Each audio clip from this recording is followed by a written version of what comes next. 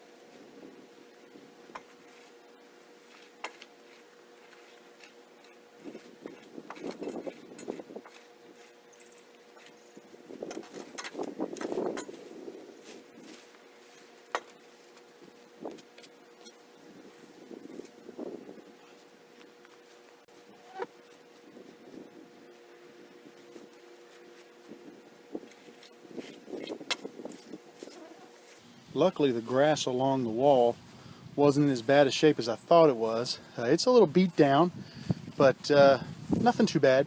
I think I get a hose out here, put some water on it. I think it'll perk right back up. Let me show you what I'm doing with some of the dirt slash sod slash whatever you want to call it, the clumps that came out of here. When they first graded the yard off, they planted grass seed. Well, until the grass took hold, we had a lot of washout underneath of these drains from the house. So I'm going to go ahead and kind of fill these low areas in, fill them up. I mean, obviously I don't think that grass is going to come back, but at least I'll have some dirt in there. And since it is clumped together and the roots are kind of holding it together, maybe it'll hold. And I can come back in the fall when we plan to power seed, aerate and power seed the yard. And I'll power seed right over this and get some grass seed in there, hopefully get some grass to grow.